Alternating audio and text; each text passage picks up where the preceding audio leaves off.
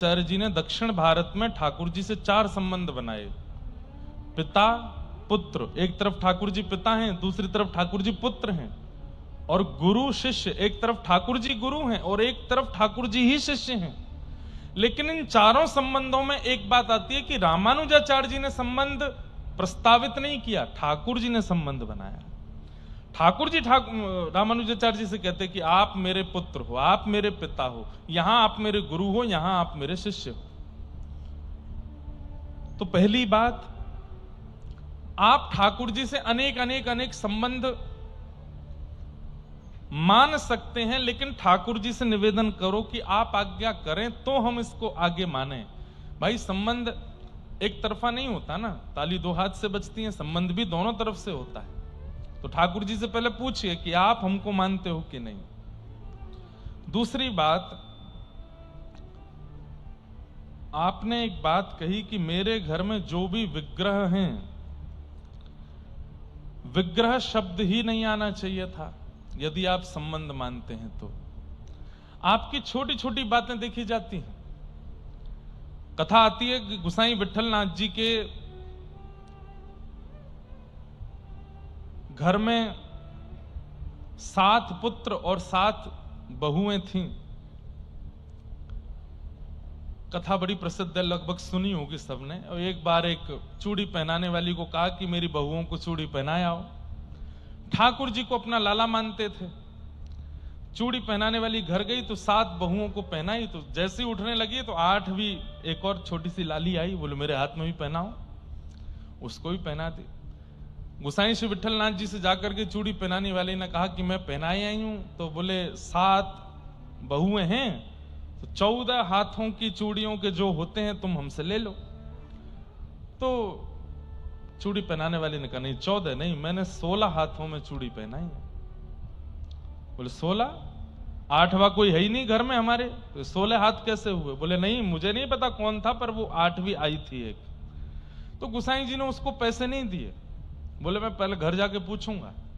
घर जाकर के उन्होंने सब बहुओं से पूछा, बहुएं बोली नहीं हमने ही पहने और कोई नहीं आया। हाँ बोले यही तो मैं कह रहा था। तो बस रात्रि में सोए तो स्वप्न में किशोरी जी आ गए और किशोरी जी आकर के रोने लगी। तो गुसाई जी बोले श्री जी आप रो क्यों रही हो? बोले आप ठाकुर जी को अपना लाला मानते हो? बोले जी। और बोले यदि वो लाला हैं तो मैं आपकी कौन लगी? तो श्री जी बोले कि गुसाई जी बोले आप मेरी बहू लगी। तो बोले मेरे ससुर के यहां पर कोई चूड़ी पहनाने वाली आई, मेरी सारी बड़ी बहनों ने चूड़ियां पहनी और मैंने अपना हाथ अगर करके चूड़ी पहन ली, तो आपने उस चूड़ी वाली पर संशय किया। आप बोलते हैं कि 8वीं बहू कहां है मेरे घर में?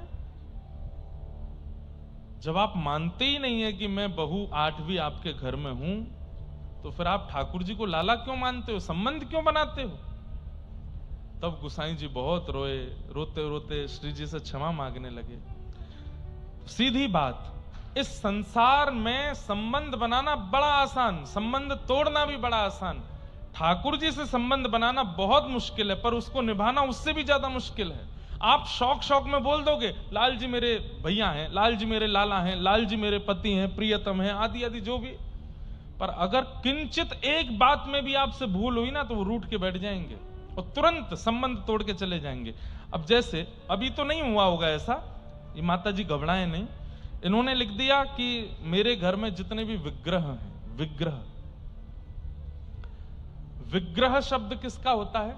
नॉन लिविंग थिंग को विग्रह कहते हैं।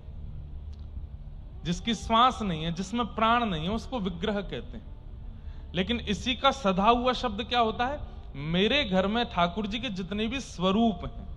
अब स्वरूप कहते ही क्या हुआ? वो विग्रह नहीं माने जाएंगे, वो पाषाण नहीं है, वो पत्थर नहीं है, वो मूर्ति नहीं है। स्वरूप मतलब ठाकुर जी ही हैं।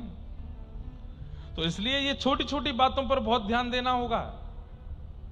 एक एक शब्द संबंध को तोड़ने और जोड़ने की पूरी सामर्थ्य रखेगा। इसलिए पहली बात, आप ठाकुर जी को अपना संबंधी मानते हो, आप मानना प्रारंभ कीजिए, पर ठाकुर जी से कहिए कि मुझे स्पष्ट कीजिए कि मैं जो आपको मानती हूं, आप वो मुझे मानते हो कि नहीं। और इसके स्पष्टीकरण में 6 महीना, साल, 2 साल, 3 साल, 5 साल कितने भी लग सकते हैं। मीराबाई को 5 वर्ष की अवस्था से मीराबाई कह रही थी कि मेरे तो गिरधर गोपाल, दूसरो ना कोई, जाके सिर मोर मुकुट मेरो पति सोए। 5 वर्ष की अवस्था से कह रही थी कि मेरे पति हैं, पति हैं, पति हैं। पर ठाकुर जी ने अभी तक उनको पत्नी नहीं बताया था। और इसी बात की पूरी लड़ाई चल रही थी। पूरे राजवंश के लोग कहते तू पति मानती है, पर वो तुझे पत्नी मानते हैं, इसका क्या प्रमाण है। और इसीलिए मीराबाई रोती थी, बोले आप क्यों नहीं बताते हो कि मैं आपकी कौन हूं। 1 बार नहीं बताया, 2 बार नहीं बताया, सालों तक नहीं बताया। कब बताया पता है? जब मीराबाई का ब्याह पक्का हो गया भोजराज के साथ, ब्याह पक्का हो गया, माता पिता ने जबरदस्ती हाथ पैर जोड़ करके मीराबाई से कि हमारी नाक का सवाल है, तू ब्याह कर। और तब मीराबाई कहती ठीक है मैं ब्याह करूंगी। और तब वो रूठ करके ठाकुर जी से कहती हैं अब मेरा कोई और वर्ण करने वाला है, कम से कम अब तो स्पष्ट कर दीजिए। और ठीक विवाह होने से 1 रात्रि पूर्व जब मीराबाई सोती हैं, तब स्वप्न में ठाकुर जी सेहरा पहन करके आते हैं और आकर के मीराबाई के साथ ब्याह रचाते हैं। और सुबह जब मीराबाई उठती हैं, मां उनको उठाने के लिए आती है तो हाथों में मेहंदी रची है, पैरों में महावर लगी है, मांग में सिंदूर भरा है, अद्भुत चंदन की सुगंधी मीराबाई से आ रही है, ऐसी अद्भुत पत्रावली हो रखी है मुखमंडल पर। इतनी सुंदर मीराबाई पहले कभी लगी नहीं। वो सुंदर तो थी ही, लेकिन आज का श्रृंगार उनके रूप को और सुंदर बना रहा था। तब मां ने पूछा ये कहां गई थी तू रात को, और ये कौन श्रृंगार करके गया तेरा। आप पूछती थी ना कि तू उनको पति मानती है, वो तुझे पत्नी मानते हैं कि नहीं। मां ये सब वही करके गए हैं। अरे पागल बनाती है, ऐसे कुछ होता है क्या, भगवान किसी के ब्याह करने के लिए आते हैं क्या। मीराबाई बोली तो मां मेरा लहंगा देखो, ऐसा लहंगा आप क्या, पिताजी क्या, हमारा पूरा खानदान भी अगर सारी संपत्ति लगा दे तो इतना महंगा जोड़ा नहीं आ सकता। मेरे हाथ की मेहंदी देखो, मेरे मुख की पत्रावली देखो, मेरे मांग का सिंदूर देखो, ये सारा श्रृंगार देखो। इससे कहीं भी आपको लगता है कि ये सामान्य संसार में कोई ऐसा कर सकता है? नहीं, ठाकुर जी आए थे। माई माई सपनानु वरना दीनानाथ, 56 कोटा जना पधार्या, 56 कोटा जना पधार्या, दुल्हो श्री व्रजनाथ,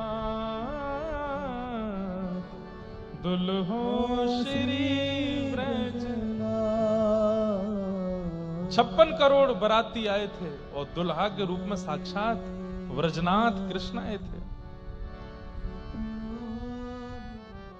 और तब मीराबाई को पहली बार अपने जीवन के मध्य में 15-16 वर्ष की अवस्था में जाकर के मीराबाई को प्रमाणित किया ठाकुर जी ने कि मैं भी तुझे पत्नी मानता हूं। इस बार बंबई में 3 दिन की मीरा चरित्र है दिसंबर में। जहां दिसंबर में कथा हुई थी दादर में, वहीं संभवतः है। 3 दिन का मीरा चरित्र होगा, अद्भुत है।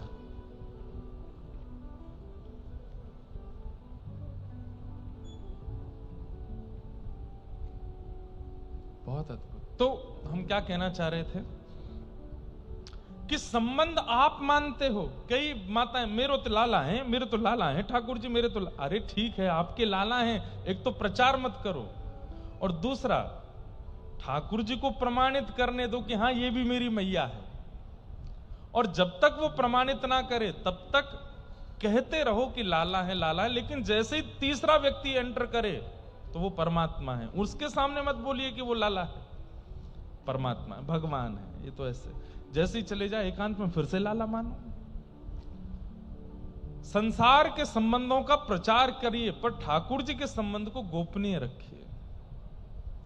उसका प्रचार मत करो कि मेरे ठाकुर जी खाते हैं, मेरे ठाकुर जी मुझसे बोलते हैं, मुझसे बात करते हैं, मेरे साथ रहते हैं।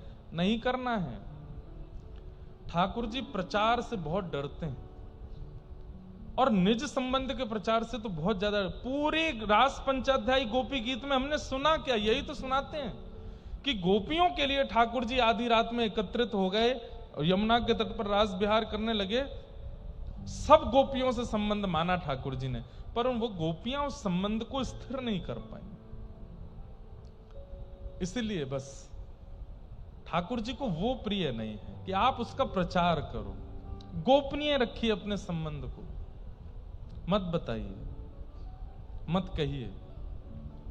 तो जिन माता जी का ये भाव है, उनसे हमारी प्रार्थना कि आप ठाकुर जी से अनेक संबंध मानो, अच्छी बात है। किसी को बाबा, काका, मामा, चाचा, जीजा, जो मानना है मानो, पर उसको गोपनीय रखो और प्रतीक्षा करो कि ठाकुर जी किसी ना किसी संकेत से उत्तर देवें।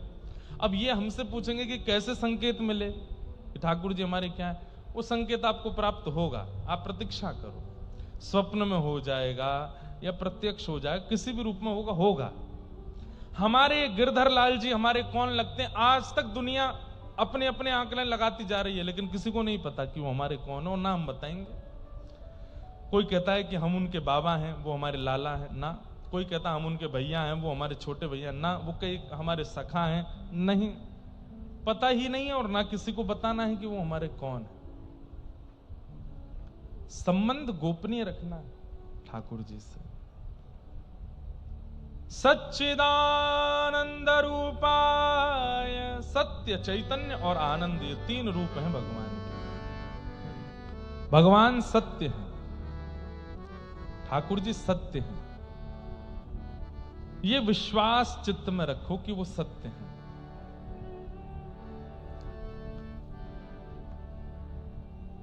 तुम जानत सब अंतर्यामी, करनी कछु ना करी, मोरी राखो लाज। सत्य किसको कहते हैं? जिसे सब पता है, जो सब जानता है, जो त्रिकालाबाधित है, वो केवल परमात्मा है, वो सब जानते हैं। तो भगवान का पहला स्वरूप सत्य। ये विश्वास चित्त में रखो कि ये सत्य हैं, बाकी सब मिथ्या है। दूसरा ठाकुर जी का स्वरूप है चैतन्य। ये अनुभव करते चलो कि ठाकुर जी चैतन्य है। चैतन्य मतलब वो जड़ नहीं है, वो धातु नहीं है, वो पदार्थ नहीं है, वो पत्थर नहीं है, वो चैतन्य मेरी आपकी तरह ही चैतन्य है। मैं कहा करता हूं कथा में कि ठाकुर जी हमारे साथ एक खेल खेल रहे हैं। कौन सा? बर्फ पानी। जैसे बर्फ पानी में एक व्यक्ति गिनती करता है, बाकी के सब बालक बर्फ बन जाते हैं, स्टैचू बन जाते हैं। और फिर जो वो बालक गिनती कर रहा था ना, वो जाके उनको हंसाता है, छेड़ता है, और कैसे भी अगर वो अपनी आकृति छोड़ देते हैं तो वो आउट हो जाते हैं। ठीक वैसे ही ठाकुर जी जितने भी हैं पूरे ब्रह्मांड में, ये सब हमारे साथ खेल खेल रहे हैं। स्वयं स्टैचू बन के खड़े और हमसे कह रहे हैं कि चलो तुम गिनती गिनो और हमको सचल साकार बना के दिखाओ। और हम लोग गिनती काय में गिनते हैं? माला में। जितना ज्यादा जिसका नाम होगा, जितना ज्यादा जिसकी माला होगी, जितना ज्यादा जिसका जप होगा, उतनी जल्दी वो ठाकुर जी को जाकर के अचल से सचल बना सकता है। उसके ठाकुर जी हाथ भी सीधे कर लेते हैं, उसके ठाकुर जी पांव भी सीधे कर लेते हैं, उसके ठाकुर जी आंख भी मटकाने लगते हैं। तो ये चैतन्य भाव, ये आपको चित्त में लाना पड़ेगा। पहली बात ठाकुर जी सत्य हैं, दूसरी बात ठाकुर जी चैतन्य हैं। चैतन्य का साक्षात प्रतिफल स्वरूप हमारे वृंदावन में श्री राधारमण लाल जी आज भी देते हैं। कैसे? जिस दिन अपनी सेवा से बहुत प्रसन्न होते हैं, उस दिन दतुइयां दिखा देते हैं। उस दिन दांत दर्शन, दंतावली का दर्शन होता है ठाकुर जी के। और जिस दिन ऐसा नहीं है, प्रसन्न नहीं है, या फिर ऐसा कह लो जिस दिन बहुत थक जाते हैं, बहुत श्रमित हैं, लेकिन आज भी दर्शन देने हैं, तो उस दिन एक भी दांत नहीं दिखता ठाकुर जी का। आज भी पूरे ब्रह्मांड के लोग वहां पर राधारमण जी की दंतावली देखने जाते हैं, आज कितने दांत दिखे। और जो गोस्वामी जी सेवा करते हैं, वो सेवा श्रृंगार जब कर रहे होते हैं, हमारी स्वयं की बड़ी बहन की सेवा वहां रहती है, तो हम भी अपने जीजा जी से पूछते हैं, बोले जब सेवा करते हैं तब नहीं होते? कब? बोले जब विराजमान करते तब भी नहीं होते, आरती तैयार कर रहे होते तब भी नहीं होते, जैसे ही पब्लिक के लिए पर्दा खुलता सोई उनके दांत दिखने लगते हैं, सोई प्रसन्न हो जाते हैं। आज भी क्यों? चैतन्य है, जड़ नहीं है, चैतन्य है। ऐसे ही ठाकुर जी को चैतन्य मानो, उनके प्रति चैतन्य बुद्धि रखो। चैतन्य बुद्धि में बड़े छोटे छोटे व्यवहार होते हैं, जैसे बहुत ध्यान से सुनिएगा,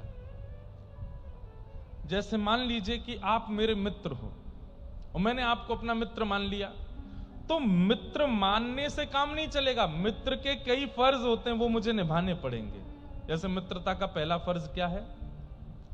समय समय पर आपको फोन करूं, और भाई कैसे हो, कहां हो, क्या हालचाल, सब ठीक ठाक? बोले हाँ। मित्रता का दूसरा क्रम क्या है? हमारे घर का कोई भी बड़ा उत्सव हो तो आपको निमंत्रण दिया, भाई जरूर आना हमारे घर पे, ऐसे ऐसे उनका जो है जन्मोत्सव है।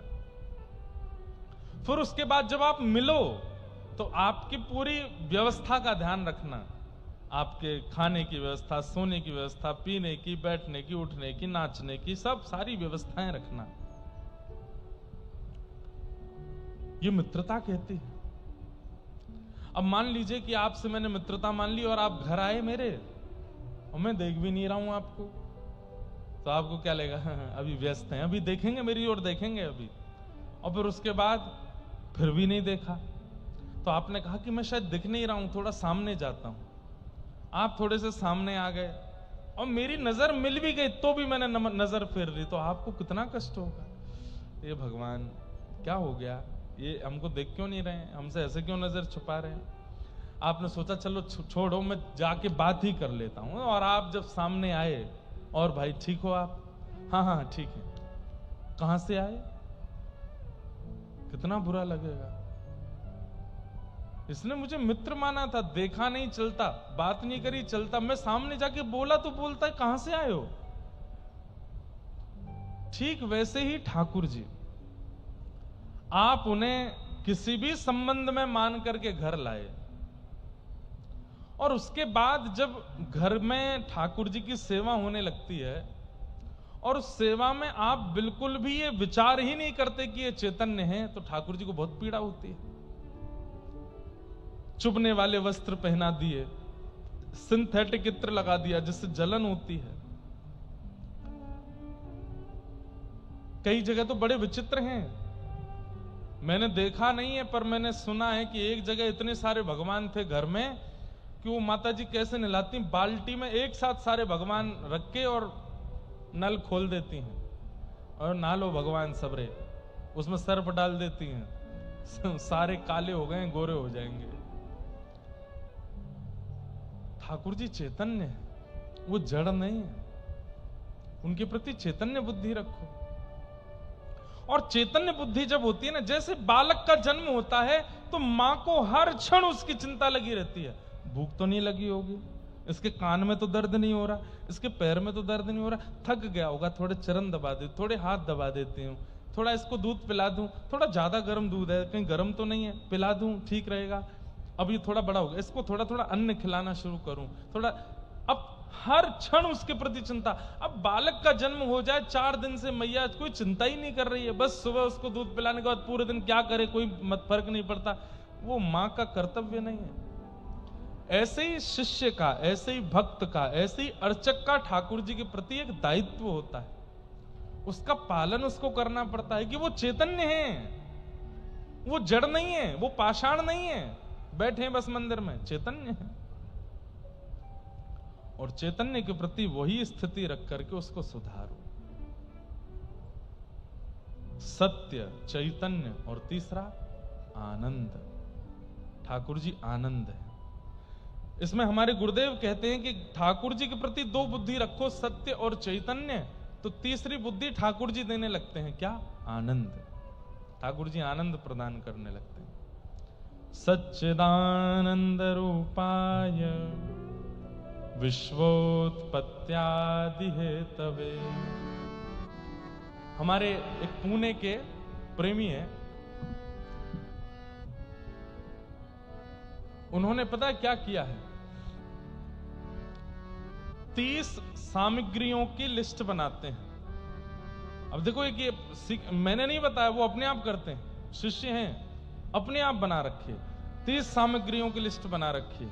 बोले महाराज जी हम दोनों जॉब करते हैं, सुबह ही निकल जाते हैं, तो उनकी सेवा भी कैसी है? 4 बजे ठाकुर जी को उत्थापन करना, 5 बजे तक ठाकुर जी की मंगला बाल भोग कर देना, 6 बजे तक ठाकुर जी का श्रृंगार करके 6:30 बजे तक ठाकुर जी का राजभोग आरती कर देना, राजभोग लगा देना, और लगभग 7 बजे तक ठाकुर जी का ग्वाल उत्थापन, और 7:30 बजे तक शयन भोग कराना। 8 बजे ठाकुर जी शयन, 4 से 8 के बीच में पूरी सेवा हो जाती है, और 8:30 बजे वे दोनों अपने ऑफिस के लिए निकल जाते हैं। 9 बजे उनको ऑफिस जाना होता है। पूरे दिन की सेवा 4 घंटे में कर देते हैं, और इस पद्धति में कोई दिक्कत नहीं है। ठाकुर जी की मलमल के पोशाक, ठाकुर जी की मलमल का ही गद्दा, ठाकुर जी की मलमल की सब सामग्री ऋतु अनुसार। और बोले महाराज जी जब रविवार आता है, जिस दिन छुट्टी होती है, उस दिन हम हर हफ्ते एक उत्सव रखते हैं। आज आम का उत्सव है, आज खस का उत्सव है, आज नौका विहार है, आज जल क्रीड़ा है। उनके ठाकुर जी इतने प्रसन्न रहते हैं, देख के लगता है कि कितने खुश हैं। फिर 30 सामग्री उन्होंने लिस्ट बना रखी है, और उनकी पर्ची बना के ठाकुर जी के आगे रखते हैं। सुबह मंगला आरती करने के बाद वो बाउल में से एक पर्ची निकाल करके ठाकुर जी के आगे खोलते हैं। उसमें सामग्री के नाम लिखें, आज ठाकुर जी को क्या पाना है। तो आज ठाकुर जी को बाल भोग में डोसा इडली पानी है, आज ठाकुर जी को राज भोग में कढ़ी चावल पाने हैं, और ठाकुर जी को शयन भोग में आज महाप्रसाद जैसा खिचड़ी भोग पाना है, जैसे जगन्नाथपुरी में बनता। बस पत्नी जाएगी रसोई घर में, वही सामग्री सिद्ध करना, बाल भोग लगाना, राजभोग लगाना, महाप्रसाद कर देना। इतने भाव प्रेम से सेवा स्वीकार करते हैं उनके ठाकुर जी। और वे लोग क्या कह के जाते हैं कि जय जय अब आप पौड़ जाओ, और हमारे लिए पौड़ जाओ, पर अपने लिए आप वृंदावन जाओ, प्रेम से आनंद करके आओ, और पूरे दिन सेवा करके आना, रात्रि में आके शयन कर लेना। एक खिड़की खोल देते हैं मंदिर की, यहीं से चले जाना, यहीं से आ जाना। खिड़की पे भी इतनी सी एक सिड्डी टांग रखी है नीचे उतरने के लिए वापस आने के लिए। अब ये कैसे होता है? जब ठाकुर जी के प्रति चैतन्य बुद्धि रखते हैं। ये चलते हैं, ये बोलते हैं, ये उठते हैं, ये बैठते हैं, ये लेटते हैं, ये खाते हैं, पीते हैं, इनका भी पेट भरता है, इनको भी गर्मी लगती है, इनको भी सर्दी लगती है। जब हमारे अंदर ये भावना नहीं होती तो फिर सामान्य ठाकुर जी बैठे मैल धूल में लथपथ रहते हैं घर में। दिन रात आरती कर दो, सुख संपत्ति घर आवे, कष्ट मिटे तन का, ओम जय जगदीश हरे। ठाकुर जी भी फिर ऐसे घर से कहते मेरी पाषाण की ही सेवा करो, मैं जाता हूं। चैतन्य बुद्धि रखोगे तो क्या होगा? ठाकुर जी आनंद देंगे। सच्चिदानंद रूपाय विश्वोत्पत्त्यादि हेतवे। भगवान के सत्य चैतन्य और आनंद स्वरूप हैं। और ठाकुर जी क्या करते हैं? बोले विश्व की उत्पत्ति, पालन और संहार। तापत्रय विनाशाय, 3 प्रकार के तापों का जो नाश करते हैं। श्री कृष्णाय वयम नमः। ऐसे श्री कृष्ण को हम बारंबार प्रणाम करते हैं, बारंबार वंदन करते हैं।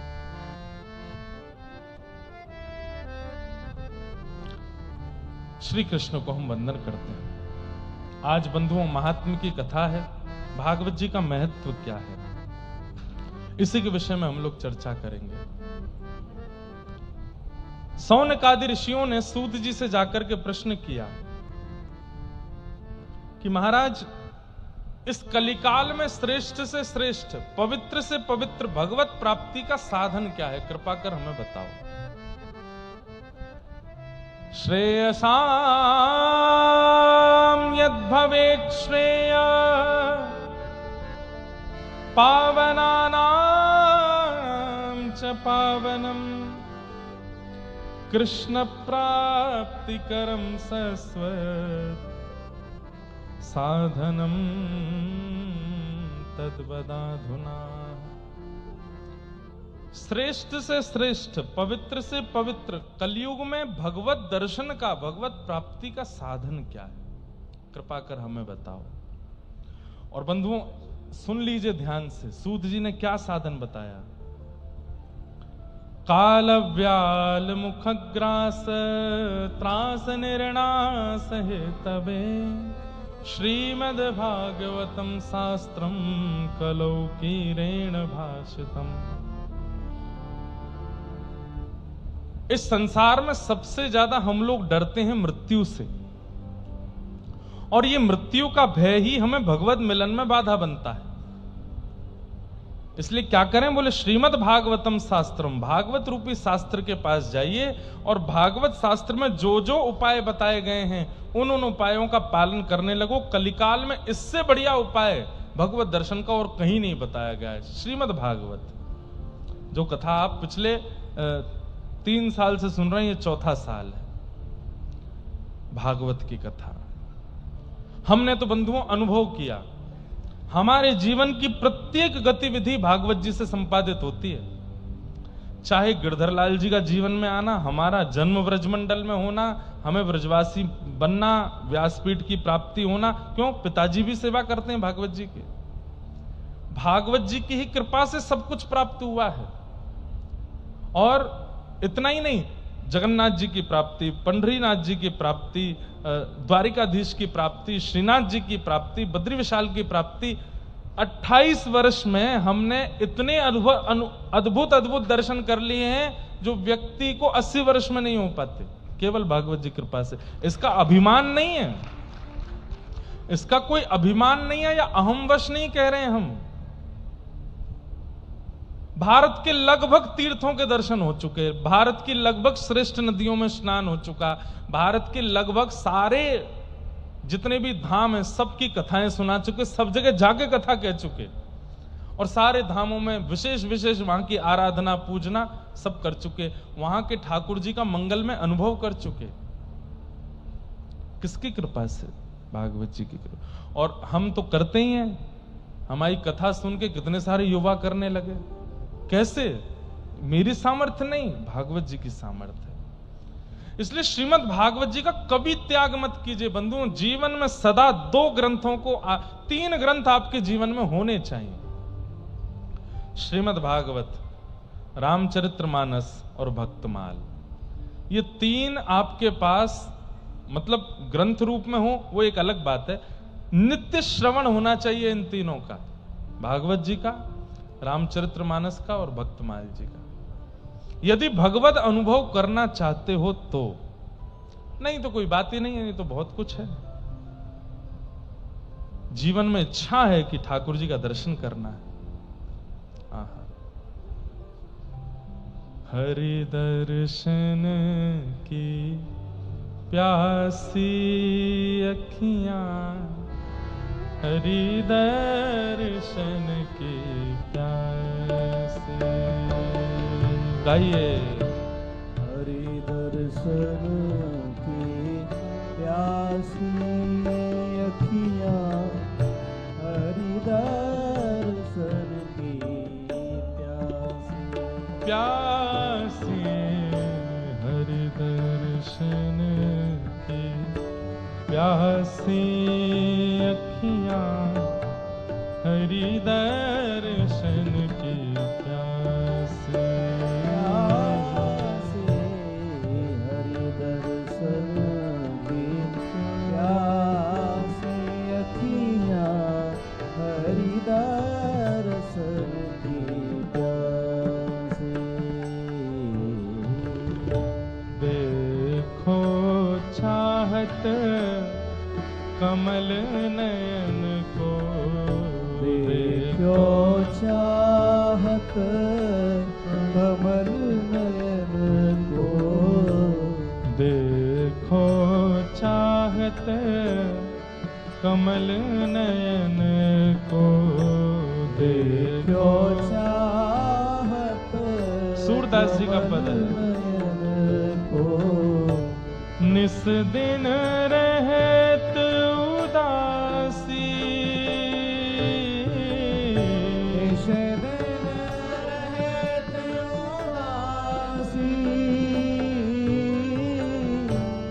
दिन रहत उदासी अखियां हरि दर्शन के प्यासे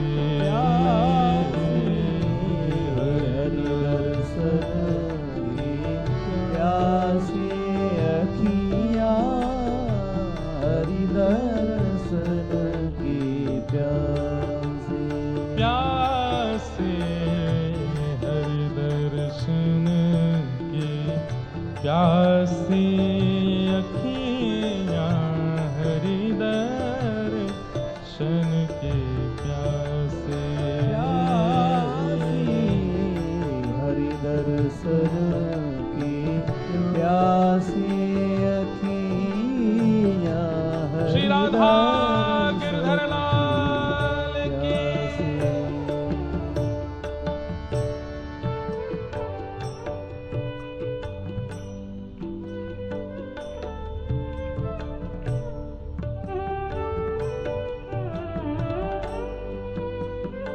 प्यास होनी बहुत जरूरी है। बिना प्यास के पानी का मूल्य नहीं है। प्यास ना लगी हो तो सामने भरे हुए ठंडे पानी के जग रखे हों तो भी इच्छा नहीं होती, लेकिन प्यास लगी हो तो नल चलता हो तो उसकी एक एक बूंद गिरती है तो वो भी लगता है कि हमें मिल जाए। ठीक वैसे ही हरि दर्शन की प्यास चित्त में होनी चाहिए। प्यास नहीं है अभी हम लोगों में। हाँ, ट्रेंडिंग चल रही है भक्ति, चलो वृंदावन। थोड़ा पॉपुलैरिटी मिल जाएगी, चलो जगन्नाथपुरी, चलो द्वार। प्यास नहीं है अभी तक। प्यास तो मीराबाई में थी, प्यास जनाबाई में थी, प्यास सूरदास में। और प्यास कब लगती है? जब हमारे देह को उस वस्तु की जरूरत बना दिया जाता है। जैसे अन्न की जरूरत है, जल की जरूरत है, श्वास की जरूरत है, धन की जरूरत है, संबंधों की जरूरत है, बच्चे पत्नी की जरूरत है। ठाकुर जी जरूरत बन जाएं कि मेरे प्राण निकल जाएंगे अगर ये नहीं मिले तो। ऐसी स्थिति जब होगी तब प्यास बढ़ेगी और तब दर्शन की इच्छा जागृत होगी, तब ठाकुर जी का दर्शन होगा। थोड़ा चिंतन कीजिएगा इस बात पर।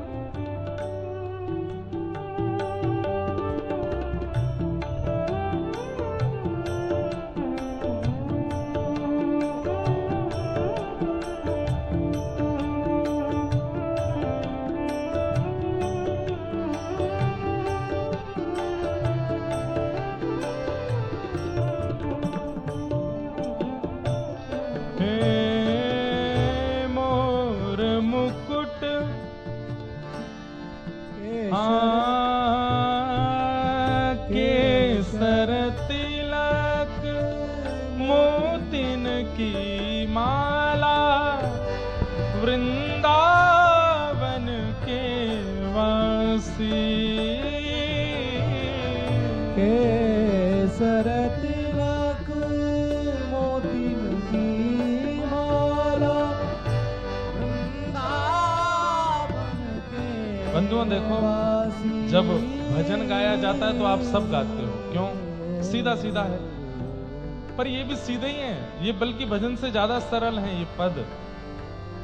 बस इनके लिए एक चीज करनी होती है कि नेत्र बंद करो, और नेत्र बंद करके जीव से नहीं, कंठ से नहीं, यहां से गाओ और गाइए चिंतन करके अपने प्रिय स्वरूप का। केसर तिलक मोतिन की माला वृंदावन के वासी। केसर तिलक मोतिन की माला वृंदावन के वासी। नेह लगाए त्याग गए तृण सम। नेह लगाए त्याग गए तृण सम। नेह लगाए त्याग गए तृण सम।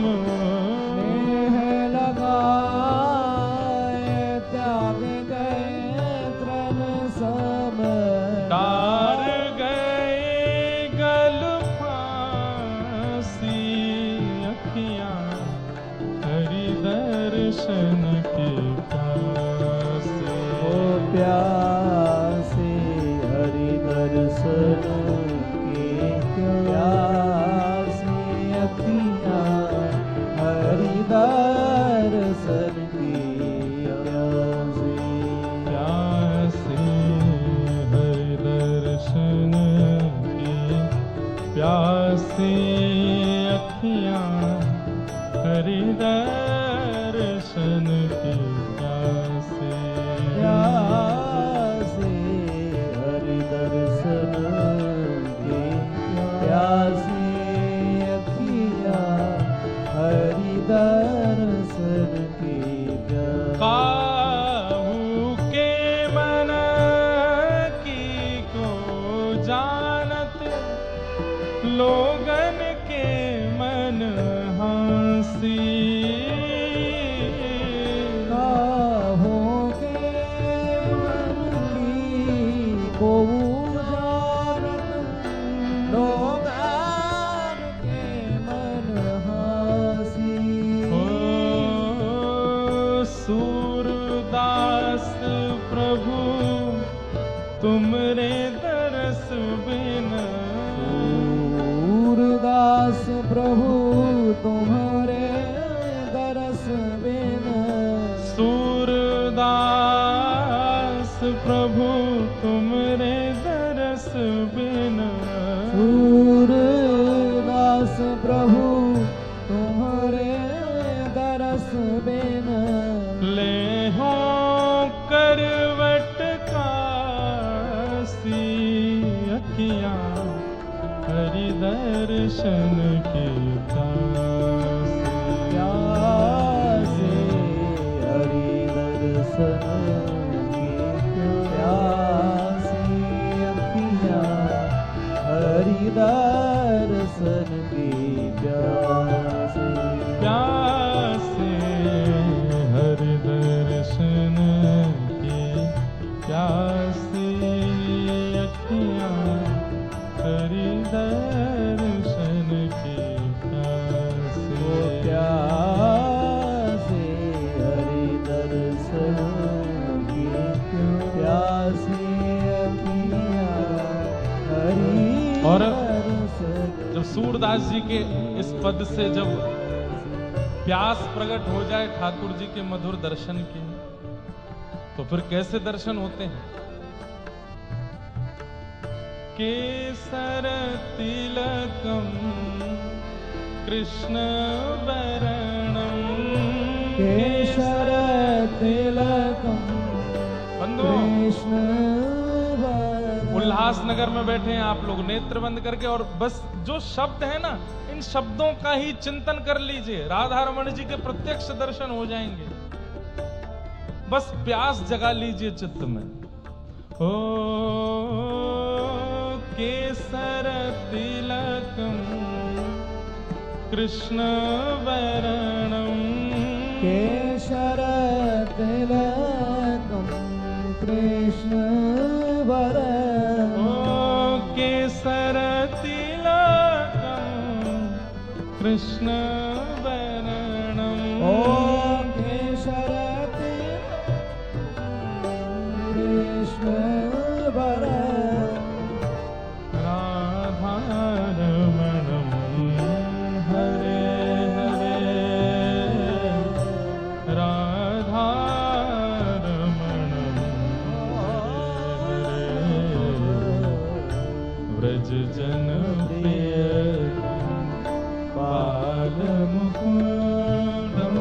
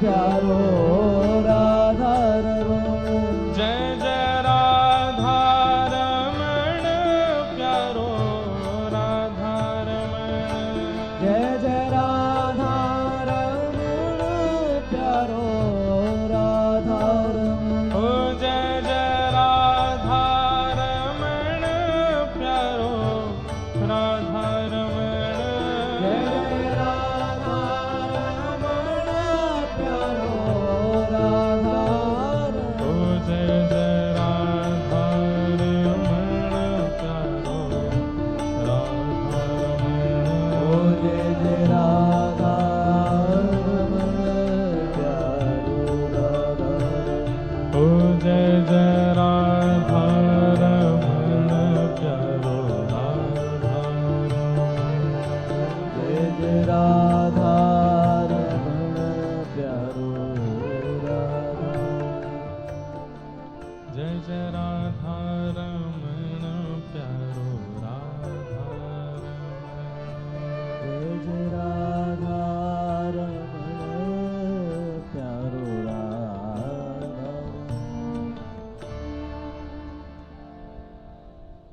दर्शन की प्यास और उस प्यास को जागृत करने के लिए चित्त में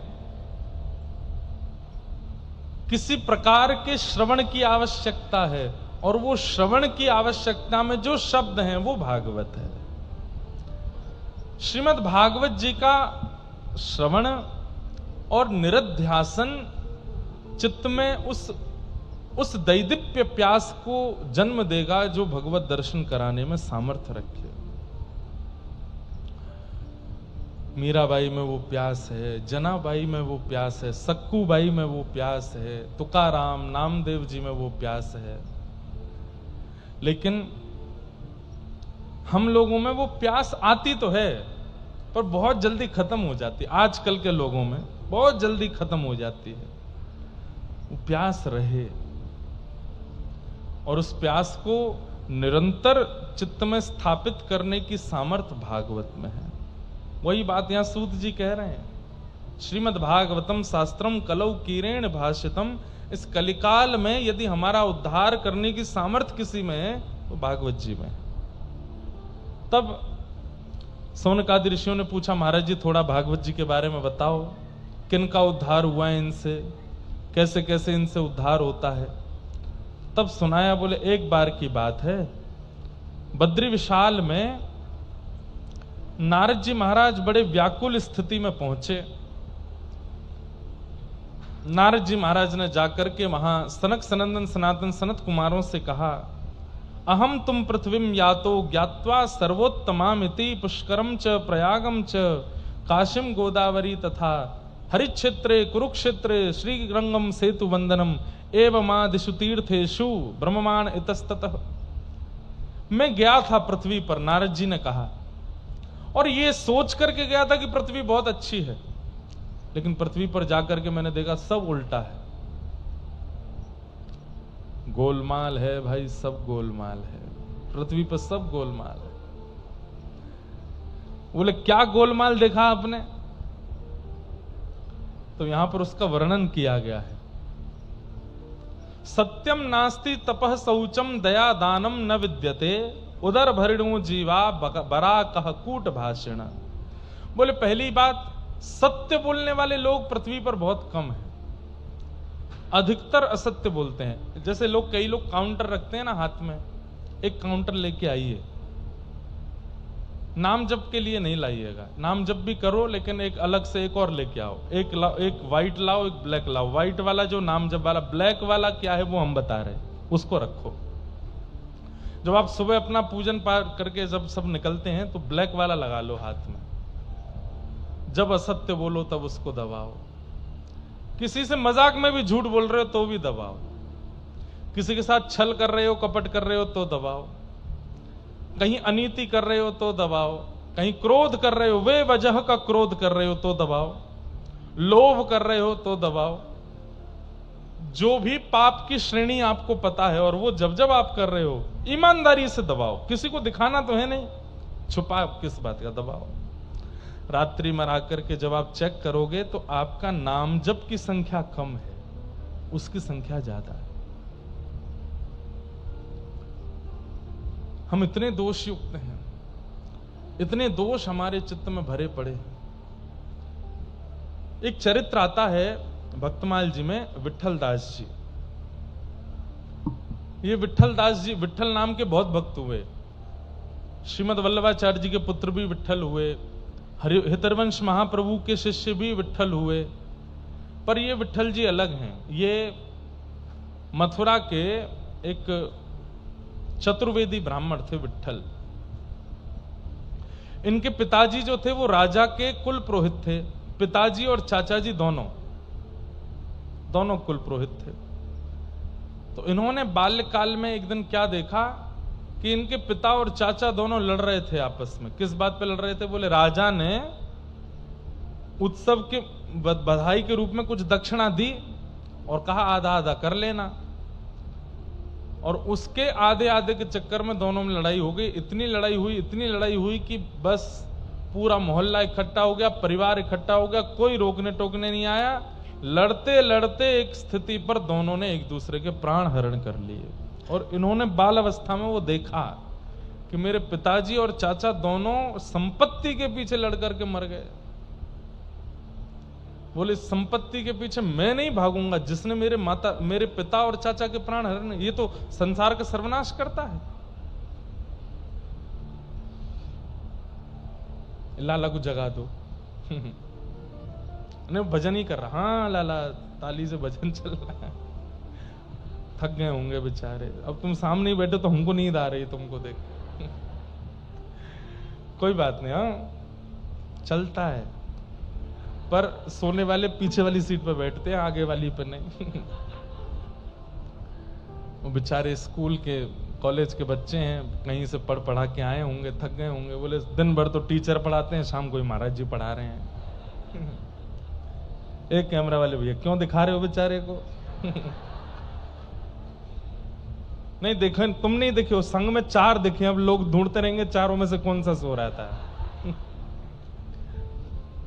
क्या बता रहा था मैं? विट्ठल जी। तो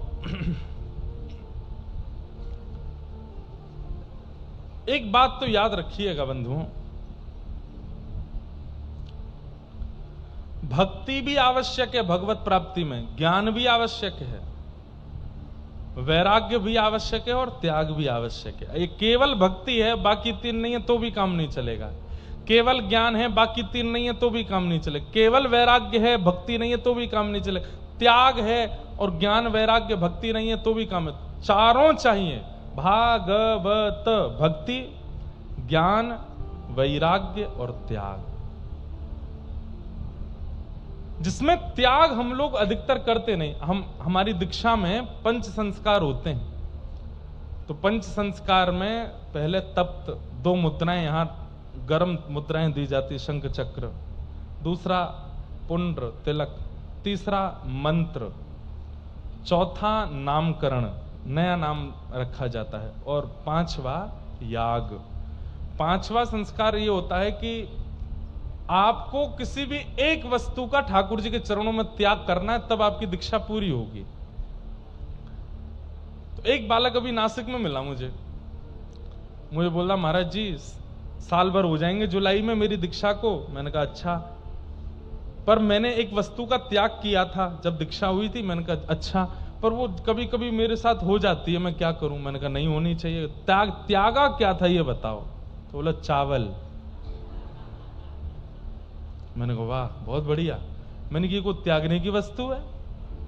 अरे हमने कहा था वो त्यागो जिससे तुम्हारा व्यवहार बिगड़ रहा है, वो त्यागो जिससे तुम्हारे विचार बिगड़ रहे हैं, वो त्यागो जिससे तुम्हारा स्वरूप बिगड़ रहा है संसार में। मैंने कहा ऐसे तो कोई चाय त्याग देगा और कोई क्या कहते हैं, बोले मैंने किसमिस त्याग दी। चलो, अरे कौन सी बड़ी त्याग कर दी भाई, किसमिस छोड़ के कुछ बड़ा थोड़ी किया। चलो मैंने बादाम त्यागे, बादाम, किसमिस, चावल, चाय, कोल्ड ड्रिंक, ये कुछ ठीक है नहीं, उनको सीमित होनी चाहिए। पर भक्ति के लिए तुम ठाकुर जी की प्राप्ति के लिए चावल त्यागोगे? रोटी त्यागोगे, सब्जी त्यागोगे? अरे नहीं, इससे अच्छा दुर्व्यवहार का त्याग करो। फिर हमने उसको समझा, मैंने कि भाई चकाचक चावल पा, मैंने जगन्नाथपुरी जाएगा क्या पाओगे, वहां तो महाप्रसाद ही मिलता है। लेकिन त्याग बहुत जरूरी है, एक वस्तु का त्याग करो। हां, एक त्याग है पोशाक। मैं जीन्स नहीं पहनूंगा, मैं टी शर्ट नहीं पहनूंगा, मैं धोती बगलबंदी ही पहनूंगा। हमने त्याग दिए थे आज से 10 साल पहले, आज तक नहीं पहने। रात्रि में कभी कभी खेलने जाते हैं तो टी शर्ट पहन लेते हैं, लेकिन नीचे धोती ही पहनते हैं। जीन्स नहीं पहनी आज तक, कभी पैंट नहीं पहनी। कोई नहीं बता सकता कि महाराज जी ने यहां पे पैंट जीन्स पहनी हो, नहीं पहनते, त्याग दिया। और कभी जबरदस्ती कोई पहना भी दे तो ऐसा लगता है मेरी नाक दबा दी हो। मतलब मुझे ऐसा लगने लगा है कि मैं रोम रोम से श्वास लेता हूं, और जीन्स पहन लेते हैं तो ऐसा लगता है अब यहां से तो श्वास ही नहीं ले पा रहे हम ऐसा लगता है नाक घुट गई हो। अब वो त्याग एक बहुत बड़ा त्याग है। क्यों? समाज, संसार और सब लोग आपको देख करके टोक सकते हैं, अरे भाई आजकल ऐसे ही रहते हो, बने रहते हो। पर यह भी इतना बड़ा त्याग नहीं है। त्याग दुर्व्यवहार का, दुर्विचार का। विठल दास जी ने त्याग कर दिया संपत्ति का। बोले जो संपत्ति मेरे परिवार को नष्ट कर रही है वो संपत्ति के पीछे मैं नहीं भागूंगा। और एक बात बताऊं, आप सब इनको जानते हो विठल दास जी को। क्यों? इन्होंने एक प्रसिद्ध कीर्तन की रचना की जिसको पूरा विश्व गाता है।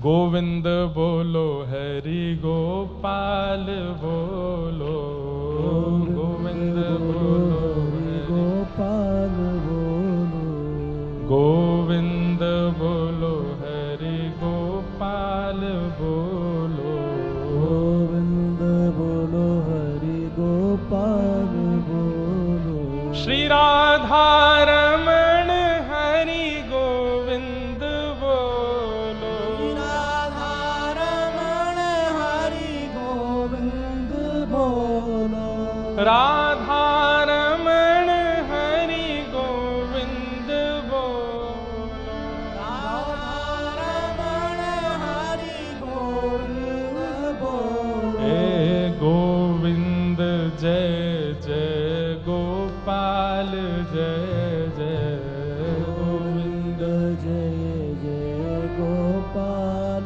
जय जय। श्री राधा रमण हरि गोविंद जय जय, राधा रमण हरि गोविंद जय। इस कीर्तन की रचना इन्होंने ही की जिनका चरित्र आप सुन रहे हो, श्री विठल जी।